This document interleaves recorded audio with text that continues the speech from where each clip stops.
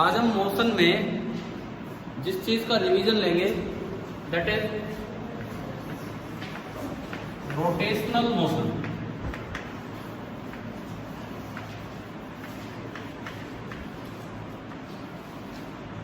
Motion के अंदर आज हम पढ़ेंगे रोटेशनल मोशन। इसके अंदर पहले कुछ ऐसा पार्ट जो आपने कभी 9th में भी पढ़ा था, थोड़ा सा मैं उसका रिवीजन दे रहा हूँ। रोटेशनल मोशन के अंदर सबसे पहली चीज आती है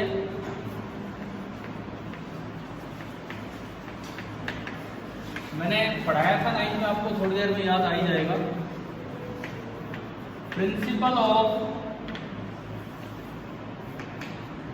मोमेंट्स। मोमेंट क्या होता है? एक फोर्स का रोटेटिंग इफेक्ट, उसको मोमेंट बोल देते हैं।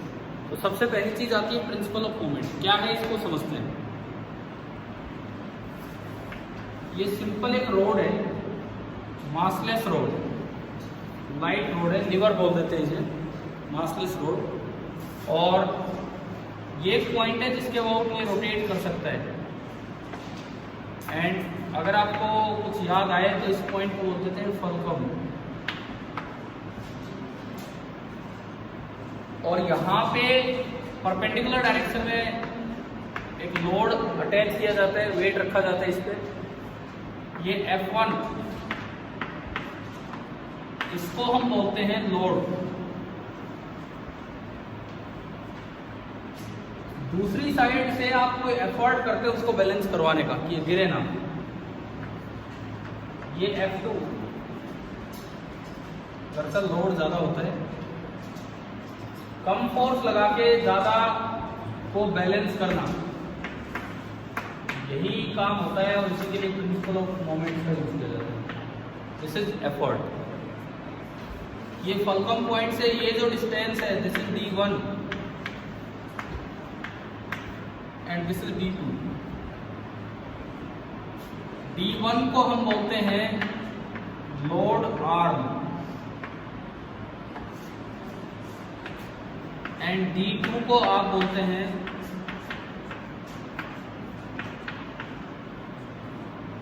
Effort arm. तो कुछ ध्यान आ रहा है? कुछ ऐसा पढ़ाया था नहीं? बताओ, मैं पूछना चाह रहा हूँ बस, क्या 9th में हुआ था ऐसा? कितने बच्चोthe को याद आ रहा है कि हाँ ऐसा हमने किया है पहले? याद ही नहीं आ रहा सबको तो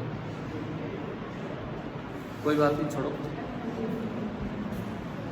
ये जो मासलेस रोड है जिसको हम लिवर बोल देते हैं, ये बैलेंस्ड है, ये अभी इक्विलिब्रियम में है। तो इक्विलिब्रियम में है तो दो तरह की इक्वेशंस बनती है। सबसे पहली बात, यहाँ एक contact force, normal reaction force ऊपर लगेगा, और मान लो मैं उसे क्या बोल रहा हूँ, N। नॉर्मल रिएक्शन फोर्स ऊपर लगा एंड दैट इज N। ठीक है। पहली चीज कि रोटेशनल इक्विलिब्रियम की क्या कंडीशन बनेगी, और दूसरी चीज ट्रांसलेशनल इक्विलिब्रियम की क्या कंडीशन बनेगी। हम दोनों देखिए, रोटेशनल इक्विलिब्रियम और ट्रांसलेशनल इक्विलिब्रियम दो तरह का इक्विलिब्रियम है। ना तो रोड घूम रही है, ना रोड इधर उधर जा रही है। ट्रांसलेशनल इक्विलिब्रियम के लिए तो आपको फोर्स बैलेंस करना होता है। अगर आप यहाँ ट्रांसलेशनल इक्विलिब्रियम की बात करते हैं तो आपको फोर्स बैलेंस करना है। फोर्स बैलेंस करना है तो बताओ, ऊपर की तरफ कितना फोर्स लग रहा है? लाइट रोड है ये, हल्की रोड है। ऊपर की तरफ कितना फोर्स लग रहा है? N। और नीचे F1 और F2। तो क्या इक्वेशन बनेगी? N is equal to F1 plus F2। समझ आया ट्रांसलेशनल इक्विलिब्रियम की इक्वेशन? ठीक है। अब मैं बात करूं रोटेशनल इक्विलिब्रियम। थोड़ा हमें इस पे ध्यान देना है कि ये घूम नहीं रही है। इट मीन्स क्या इक्वेशन है? तो घुमाने वाला जो इफेक्ट होता है उसे बोलते हैं मोमेंट ऑफ फोर्स या टॉर्क ऑफ फोर्स। ठीक है। वो कैसे लिखते हैं? इस पॉइंट के अबाउट F1 यूं लग रहा है, F1 इंटू उसकी परपेंडिकुलर डिस्टेंस। तो अगर मैं लिखूं moment of load, moment of load वो होगा F1 इंटू उसकी perpendicular distance from the fix point, और वो कितना है? D1। अगर हम लिखते हैं moment of effort, moment of effort कितना होगा? F2 into D2। This is the moment of effort, है ना। रोटेशनल इक्विलिब्रियम का मतलब है कि दोनों मोमेंट्स क्या होने चाहिए, इक्वल होने चाहिए। यानी कि रोटेशनल इक्विलिब्रियम की इक्वेशन बनेगी F1 into D1 that should be equal to F2 into D2। ये ट्रांसलेशनल इक्विलिब्रियम, ये रोटेशनल इक्विलिब्रियम। एक बार आप ये नोट कर लीजिए।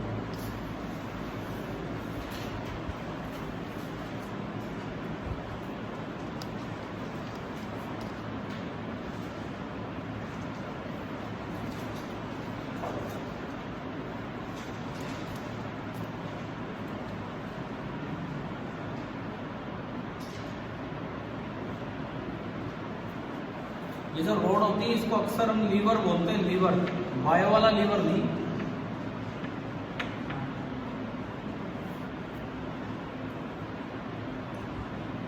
जो मासलेस रोड जो इक्विलिब्रियम में होती है इसे हम लीवर बोल देते हैं।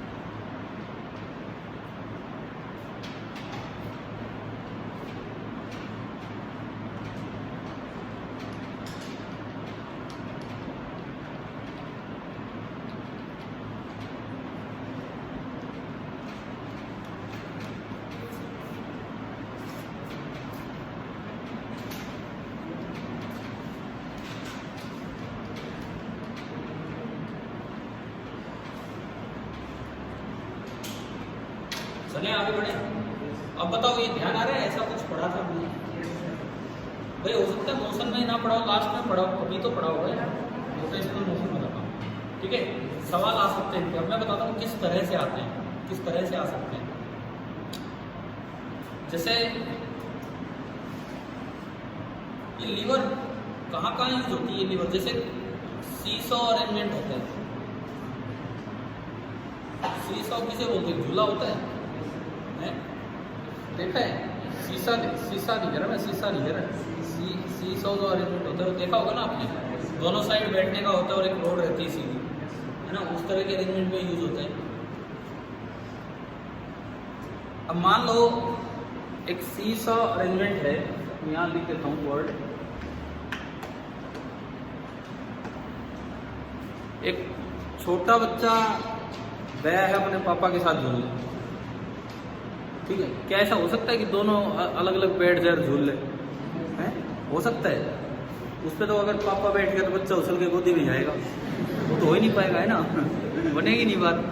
लेकिन ऐसे में भी झुलाया जा सकता है। आप बच्चे को थोड़ा दूर बैठाइए हो तो अपनी सीट पे, खुद थोड़ा पास बैठ जाओ, वो जो बीच में रोड है वहीं पे थोड़ा बहुत हाथ लगा लो, कैसे फोर्स लगा लो, कैसे। अब क्या होगा, आपका वेट ज़्यादा है तो आप अपनी डिस्टेंस क्या कर लो, कम कर लो। आपका वेट ज़्यादा है भाई, रोटेशनल इक्विलिब्रियम के लिए F1 D1 बराबर होना है किसके? F2 D2 के। F2 ज़्यादा है और इसके बराबर करना है तो बदले में D2 को क्या कर लो, कम कर लो। तो आप दूर मत बैठिए, आप उस फलकम पॉइंट से थोड़ा ही बस पीछे बैठिए। समझ गए ना ये चीज़? दूसरा और इसका यूज होता है, ये लीवर अरेंजमेंट का, एक तो मैंने बताया सीसॉ अरेंजमेंट में यूज होता है। दूसरा यूज इसका होता है बीम बैलेंस में। बीम बैलेंस क्या होता है? बीम बैलेंस तराजू, तराजू नहीं होता है सिंपल। मान लो जैसे ऊपर से उसको पकड़ते हैं, आजकल तो इलेक्ट्रॉनिक तराजू आ गए, ठीक है। नहीं तो वो पहले वो हुआ करते थे, ऊपर से उसको पकड़ा, दोनों साइड से वेट बैलेंस करके देख लिया कि रोड अगर ऊपर वाली हॉरिजॉन्टल है तो दोनों साइड वजन क्या है, बराबर है। एक साइड नॉन वेट रख देते थे जिसे हम बाट बोल देते हैं। बाट सुने? बाट। इलेक्ट्रॉनिक तराजू में बाट का यूज होता है? नहीं होता ना। लेकिन जो पुराने तराजू उनमें होता था, तो रोड को सीधा रखने के चक्कर में जितना एक साइड वेट है उतना ही दूसरी साइड वेट होगा। एक सवाल देता हूँ मैं बीम बैलेंस का, आप नोट कीजिए, मैं बोर्ड पे नहीं लिखूंगा, आप नोट कीजिए, मैं बोलता हूँ आप नोट कीजिए।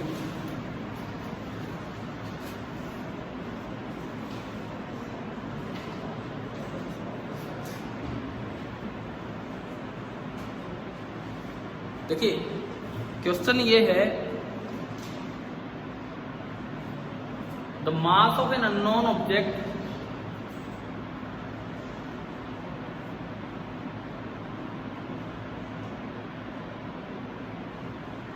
is determined by using a beam balance.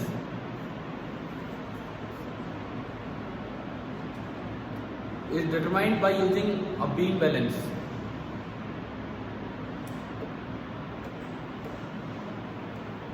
ये जो तराजू के दोनों साइड होते हैं इनको हम पेन बोल सकते हैं, PAN, सारे वर्ड यूज कर सकते हैं।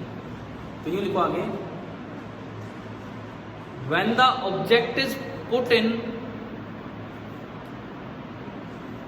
when the object is put in one of the pens, put in one of the pens, PANS, one of the pens,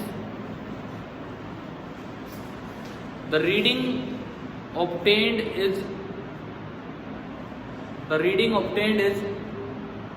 16 kg। तो अगर मैं दूसरी साइड रखूंगा तो भी क्या 16 ही आएगा या अलग भी आ सकता है? भाई तराजू में क्या इस बात पे डिपेंड करता है कि सामान इस साइड रखना है और बाट इस साइड रखना है, या कहीं भी रखो रीडिंग क्या आएगी? सेम आएगी। तो लिखो आगे, when put in the other pan, जब दूसरी साइड रखा गया, when put in the other pan the reading is 4 kg। पहली बार कितनी लिखवाई थी? 16, लेकिन यहां पे रीडिंग आ रही है 4 kg। What is the mass of the object? What is the mass of the object? ये आपको बताना है क्या होगा मास।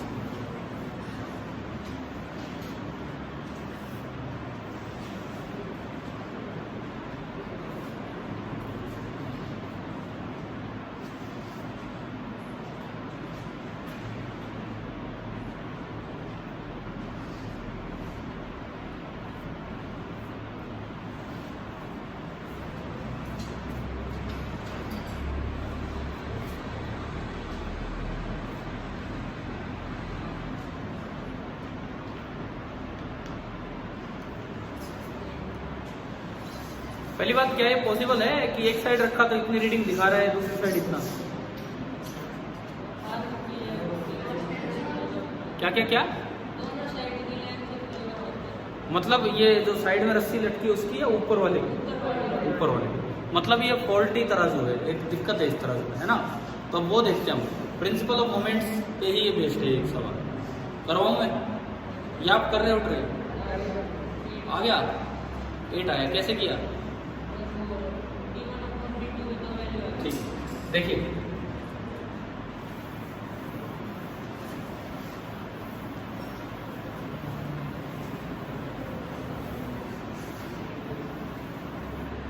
मोशन का ये नेक्स्ट पार्ट कर रहे हैं जो रोटेशनल मोशन। सबसे पहली बात तो ऐसे फॉल्टी बीम बैलेंस के लिए आप एक फॉर्मूला याद रखें कि W is equal to under root W1 W2। एक सॉल्यूशन तो सीधा करो, एक फॉर्मूला याद करके, W is equal to under root W1 W2। दोनों साइड रखने से अलग अलग रीडिंग है तो ओरिजिनल रीडिंग ये होगी, तो ट्रू रीडिंग होगी। तो बताओ इससे क्या आंसर है? एक रीडिंग कितनी थी? 16, दूसरी 4, 16 इंटू 4 64 का अंडर रूट 8। आप बताओ कि यहाँ तक आया कि नहीं आया? समझ क्या है? क्लियर है? ठीक है। अब देखो, अब सुनो इसमें ये आया कैसे, ये सुनिए। इसका मतलब जरूर इसमें कोई ना कोई फॉल्ट था। फॉल्ट ये था, इससे फर्क नहीं पड़ता इधर लंबाई कितनी इधर लंबाई कितनी। फॉल्ट ये था कि जो बीच में जो पॉइंट है, हिंज पॉइंट, जिसके बाद ये टर्न करेगा, वो फॉल्ट ये था कि जो इसके पॉइंट है फलक्रम पॉइंट, वो बिल्कुल बीच में ना होके किसी एक साइड में हो, ठीक है। तभी वो अलग अलग साइड अलग अलग फोर्स पे बैलेंसिंग दिखा रहे हैं। पहली बार रीडिंग कितने पे मिली है? 16 पे मिली है ना। सपोज इधर है कहीं, बिल्कुल बीच में ना होके एक साइड डिस्टेंस d1 है और एक साइड डिस्टेंस कितनी है? d2, ठीक है। मैंने यहाँ पे वो मास अटैच किया अननोन, और उसको मैं बोल रहा हूँ कितना, वो W।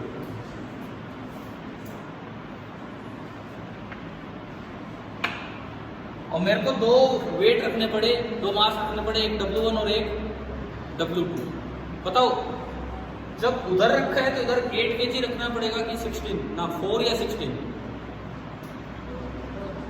4, क्योंकि डिस्टेंस क्या है? ज्यादा है। इसका मतलब पहली बार इसने इसको इधर रखा है W को, तो इधर कितना रखा गया होगा?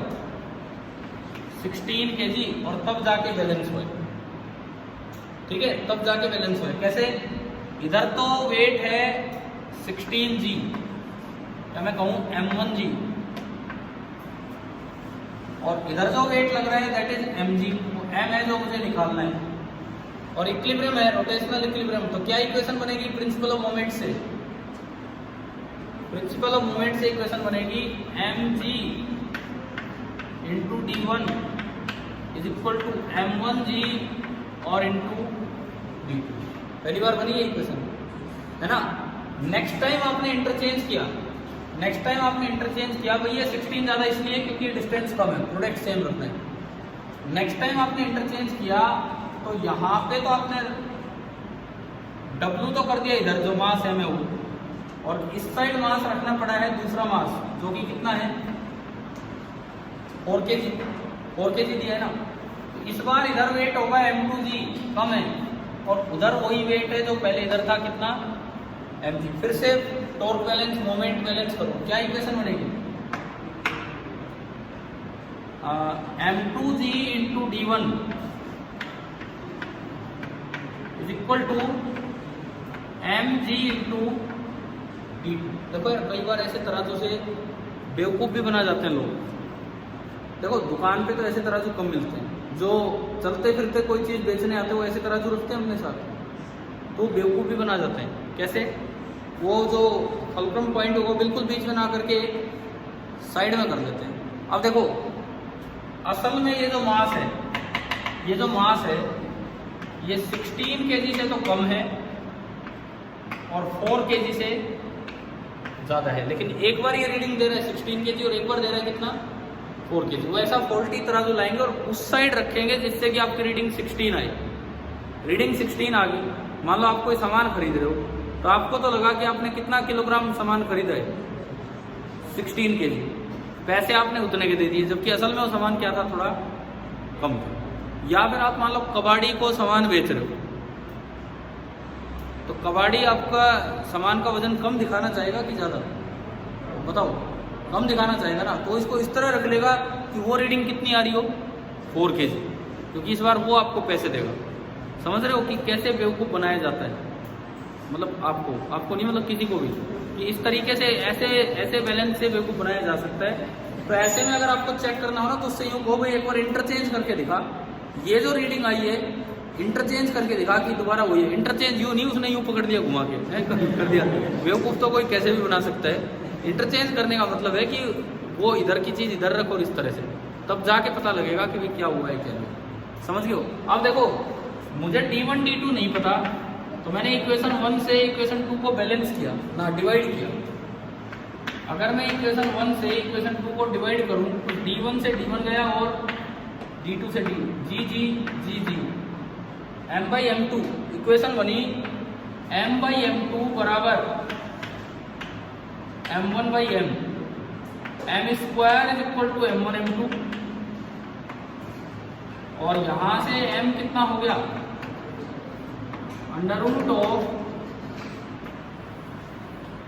m हो गया अंडर, जो अपने अभी फॉर्मूला लगाया, जिससे कि उसका आंसर आया 4 × 16/8, 4 × 16 का अंडर रूट, 64 का अंडर रूट, यानी कि कितना आ गया? 8 kg। याद हो जाएगा ये फॉल्टी बैलेंस वाला एक काम, प्रिंसिपल ऑफ मोमेंट्स पे बेस्ड था। क्लियर है भाई सभी को? ठीक है, कर लो नोट, उसके बाद हम आगे बढ़ेंगे।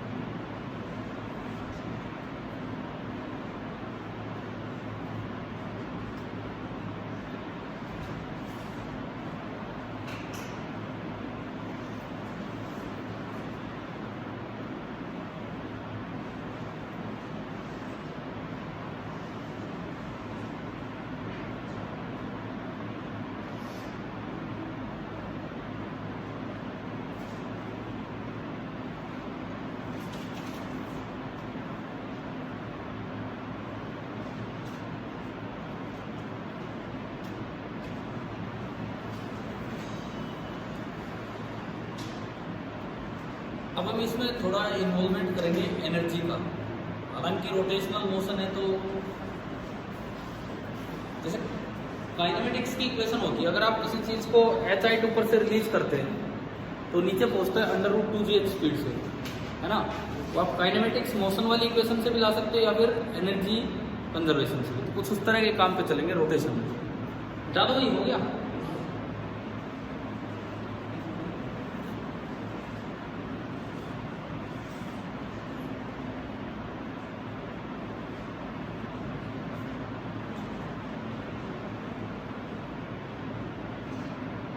चले क्या आगे?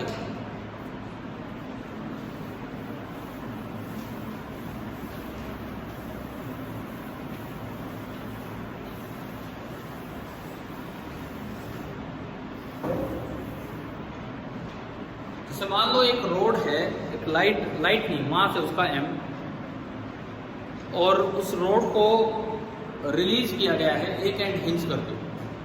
ठीक है, फॉर एग्जांपल जैसे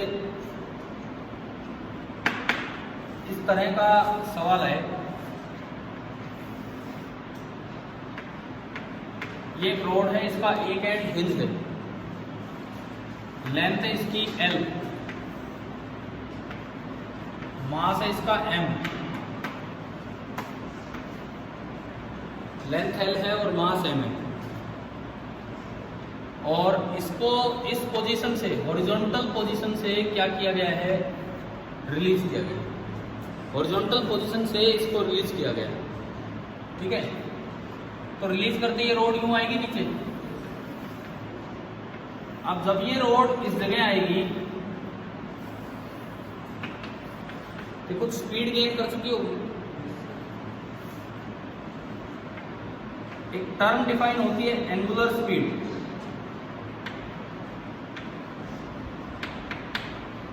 ओमेगा। ठीक है, और ये इसका सेंटर है, और इसकी लीनियर स्पीड को मैंने बोल दिया v, वेलोसिटी ऑफ सेंटर। तो आपको ये निकालना है कि इस रोड को यहाँ से रिलीज किया गया हॉरिजॉन्टल पोजीशन से, जब ये रोड वर्टिकल हुई तो उसका ओमेगा कितना है और उसके सेंटर की वेलोसिटी। ये दो काम करते हैं। आप एक बार ट्राई कर लो क्या करते हो क्या नहीं, फिर मैं ही करवाऊंगा ये कैसे।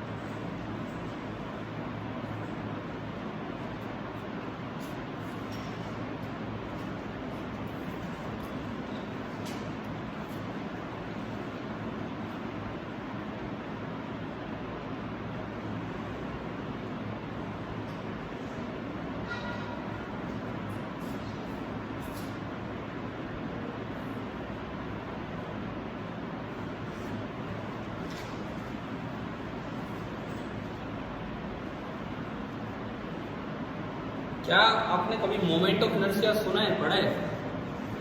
नहीं पढ़ा है, मैं बताऊंगा अभी, देखिए आप समझ लीजिए, अगला सवाल ट्राई कर लेना, ये समझ लीजिए क्या है, देखिए और समझिए इसको। इस पे कौन कौन से फोर्स लग रहे हैं रोड पे?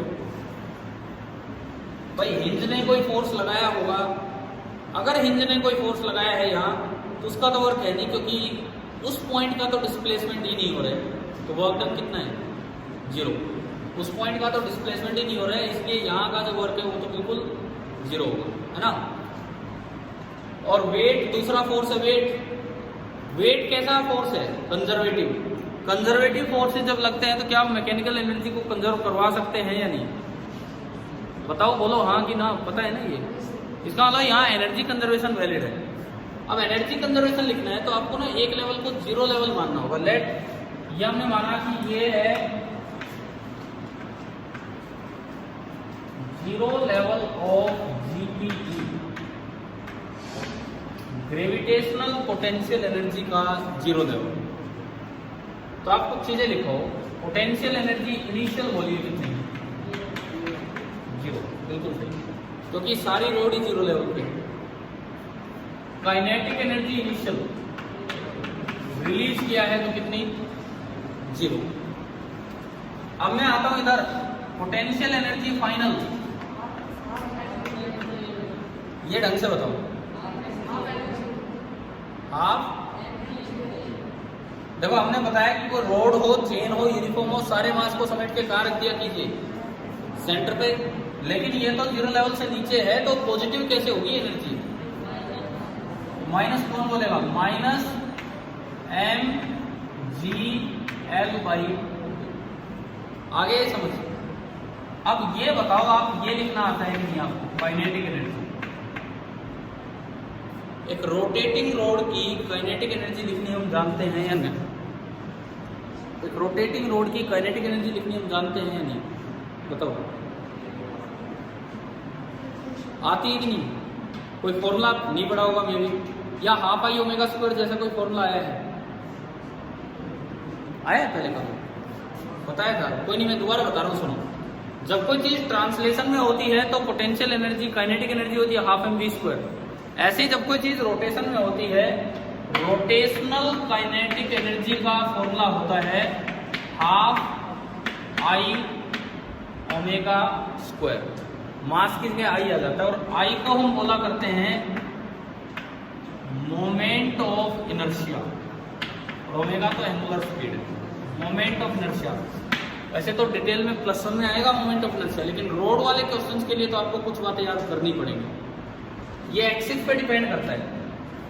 अगर एक्सिस, देखो रोड ऐसे भी घूम सकती है कि एक्सिस उसके सेंटर से पास हो तो भी रोड घूम सकती है, और रोड ऐसे भी घूम सकती है एक्सिस सेंटर से पास हो या फिर एक्सिस उसके एंड से पास हो।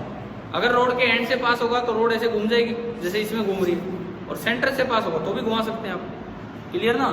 तो एक चीज आपको याद रखनी होगी कि रोड के लिए अगर सेंटर से परपेंडिकुलर एक्सिस पास हो रहा है तो मोमेंट ऑफ इनर्शिया का फॉर्मूला होता है, ये तो याद ही करने पड़ेंगे, अभी +1 में डेराइव करेंगे, ml²/12। लेकिन अगर एंड से पास हो रहा है तो फॉर्मूला होता है ml²/3। सेंटर से पास हो रहा है तो ml²/12, और एंड से पास हो रहा है तो ml²/3। ये दो फॉर्मूले हैं। अब बताओ, फिलहाल इस सवाल में कहां से पास हो रहा है एक्सिस? एंड से। ये बताओ काइनेटिक एनर्जी फाइनल क्या लिखूं मैं यहाँ? हाफ आई कितना? ml²/3 और ओमेगा²। क्योंकि केवल कंजर्वेटिव फोर्स ही लग रहा था, ग्रेविटेशन, तो इसलिए क्या मैं एनर्जी कंजर्वेशन लगा सकता हूँ? बिल्कुल लगा सकते हैं। समझ आ रहा है? तो लगाओ एनर्जी कंजर्वेशन और ओमेगा लाओ। Initial potential energy plus initial kinetic बराबर final potential plus final kinetic, और ओमेगा यहाँ से निकाल के लाएंगे क्या होगा?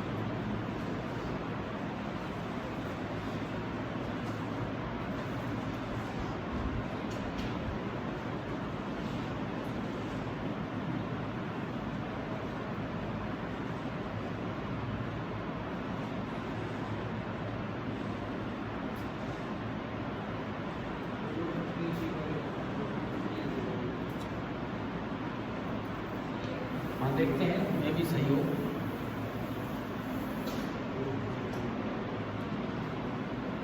आपने एनर्जी कंजर्वेशन लगाया तो इनिशियल प्लस इनिशियल तो कितना हो रहा है 0, फाइनल है माइनस mgl/2 प्लस ml²ω²/6 दिख रहा है ये। तो इक्वेशन बनेगी 0 बराबर, ये एनर्जी कंजर्वेशन की इक्वेशन है, माइनस mgl/2 प्लस ml²ω²/6। बताओ यहाँ तक आया कि नहीं आया समझ? आ गया समझ? ठीक है, इसको इधर ले आए तो mgl/2 is equal to ml²ω²/6। m से m गया, एक l से एक l भी गया, 2 से 3 गया, ओमेगा कितना आ रहा है 3 ऊपर आया, 3g/l का अंडर रूट। देखना एक बार यही आया क्या 3g/l का अंडर रूट। एक पार्ट तो हो गया, दूसरा पार्ट सेंटर की स्पीड। सेंटर की स्पीड पहले बताओ, ये पार्ट आया क्या समझ? कैसे किया? सेंटर की स्पीड निकालनी। तो सेंटर कैसे घूम रहा होगा? सर्कल में। कोई सेंटर एक सर्कल में ही तो घूम के आया है, और सर्कल में यहाँ स्पीड निकालनी है। क्या आपको एक फॉर्मूला याद है 9th में आया हो? तो v बराबर ओमेगा आर। बताओ अगर कोई चीज सर्कल में घूम रही है, उसकी एंगुलर स्पीड ओमेगा है, आर उसका रेडियस है, तो उसकी लीनियर स्पीड होती है ओमेगा इंटू आर। क्या ये फॉर्मूला आया है 9th में? आया है ना। इसकी लीनियर स्पीड ओमेगा, तो हमें पता ही है रेडियस कितना है सर्कल का, l/2 है ना। तो आप जब आखिरी स्टेप पे चलेंगे, आखिरी स्टेप पे आप चलेंगे तो velocity of centre omega into radius of centre and that is l/2। तो वेलोसिटी ऑफ सेंटर आपकी आई ओमेगा √3g/l और इंटू l/2। आ गया समझ? इसको रूट के अंदर ले जाओ तो l²/4 रूट के अंदर चला जाएगा। मोशन के अंदर ये पार्ट भी शामिल है, इस पे भी सवाल आ सकता है। ठीक है, क्या ये रोटेशनल मोशन आया समझ? कैसे लगाना है? आई के फॉर्मूले याद कर लेना। आपके हरियाणा रीजन में एक सवाल आ चुका है इस पर। ठीक है, बताऊं क्या था क्या नहीं था? ठीक है, आप कीजिए नोट कीजिए।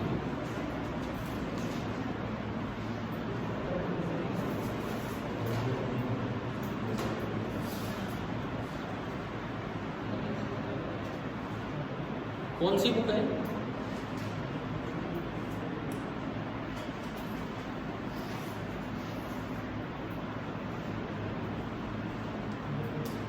इसमें मोशन वाला हो गया भाई, नोट हो गया? हो गया है सभी का नोट?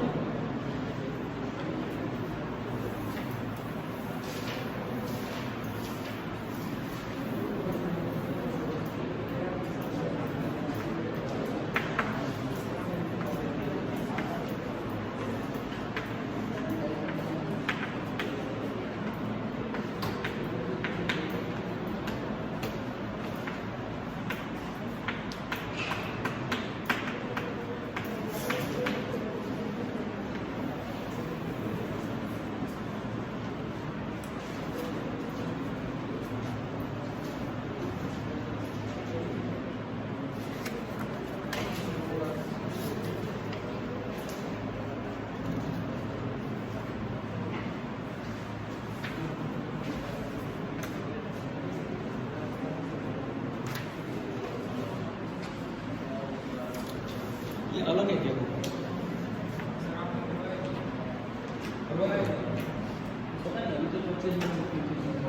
कोई नहीं, मैं लिख देता हूँ यहाँ पर। सुनो क्वेश्चन क्या था, सुनिए। एक रोड है, हाँ कोई बात नहीं, लेंथ L है, मास m मान लो। अब यहाँ पे ना ये एज्यूम करना पड़ेगा कि यहाँ इतना फ्रिक्शन है, इतना फ्रिक्शन है कि the end does not slip, तभी ये प्योर रोटेशन होगा।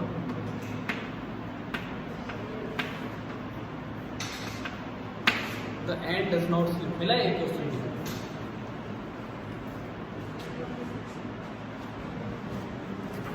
देखिए सवाल क्या है सुनिए। A thin uniform metal rod of mass m, एक थिन यूनिफॉर्म मेटल रोड है, मास m है और लेंथ है standing vertically is now allowed to fall due to its own weight, अपने वेट के कारण गिरी है। जैसे नॉर्मली कोई सीढ़ी गिरती है तो बॉटम पॉइंट तो फिक्स रह जाता है ना, बस वो यूं गिर गई है, समझ गए हो। और ये मैंने क्लियर भी कर दिया कि यहाँ इतना फ्रिक्शन है कि ये एंड स्लिप नहीं होगा। The velocity with which it's mid point will strike the ground, थोड़ी देर के बाद ये रोड का ये हाल होना है। तो मिड पॉइंट मतलब सेंटर पॉइंट की स्पीड से आके टकराएगा तो ये तो कुछ तो ओमेगा गेन कर चुका होगा। ये आपको बताना है कि VC क्या होगा। और इसके जो ऑप्शंस दिए गए हैं, पहला option √5/2 GL, √5GL, √3GL, √3/4G। कीजिए, ट्राई कीजिए।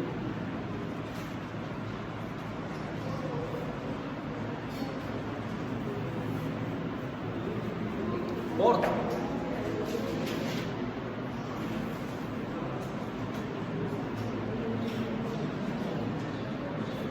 पहले तो एनर्जी कंजर्वेशन से ओमेगा लाओ।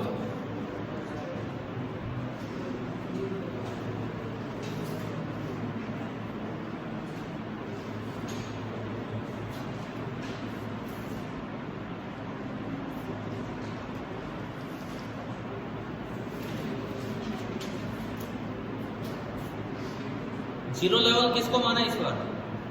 ग्राउंड को ही मान लेते हैं। मैंने माना कि भाई ये जो है दिस इज द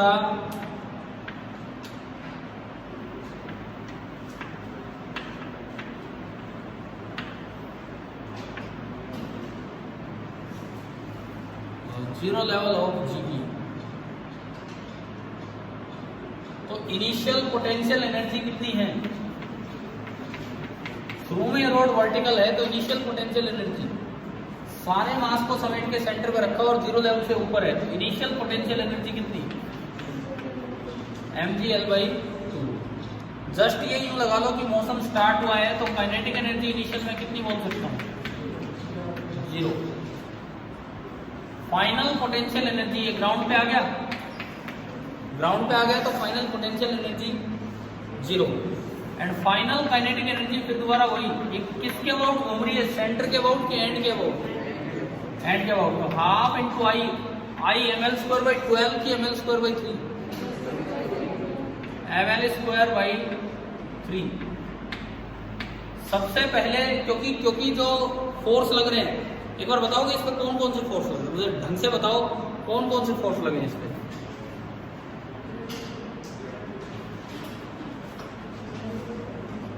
एक तो वेट भाई, एक तो कभी भी ये रोड कहीं भी रही है, कभी भी ये रोड किसी भी एंगल पे रही है जहां भी गई है, एक तो इस पे सेंटर पे क्या लगता रहा होगा? वेट। और एक नॉर्मल रिएक्शन जो ग्राउंड में लगाया होगा ऊपर एन। और बताओ फ्रिक्शन, कौन सा फ्रिक्शन? स्टैटिक। क्या ये रोड का एंड चला है? नहीं चला, तो काइनेटिक नहीं, कौन सा फ्रिक्शन? स्टैटिक। किधर लगा होगा बताओ, सोच के बताओ। ये रोड स्लिप होती तो किधर जाना चाहती? पीछे जाता ना, तो फ्रिक्शन ने रोके रखा, तो फ्रिक्शन किधर लगा है? आगे। समझ गए हो? यानी कि एक इस पे लगा होगा स्टैटिक फ्रिक्शन आगे और एक ये mg। 3 फोर्स लग रहे हैं। अब मुझे ये देखना है क्या एनर्जी कंजर्वेशन वैलिड है कि नहीं, क्या यहाँ एनर्जी कंजर्वेशन वैलिड है या नहीं। कैसे देखें? mg कैसा फोर्स है? कंजर्वेटिव, कोई दिक्कत नहीं। और नॉर्मल और फ्रिक्शन ने तो वर्क ही नहीं किया भाई। जिस जगह नॉर्मल और फ्रिक्शन लग रहे हैं क्या उस पॉइंट का डिस्प्लेसमेंट हुआ है? जिस जगह नॉर्मल और फ्रिक्शन लग रहे हैं उस पॉइंट का तो डिस्प्लेसमेंट ही नहीं हुआ, तो इनका वर्क डन कितना है? 0। तो और जो फोर्स है वो वर्क नहीं कर रहे। mg कंजर्वेटिव है, इसका मतलब mechanical energy can be conserve. समझ गए हो? तो आप लगाएं एनर्जी कंजर्वेशन तो इक्वेशन बनेगी mgl/2 प्लस 0 बराबर 0 plus m l square omega square by 6। ये तो वही इक्वेशन आ गई पिछले वाली।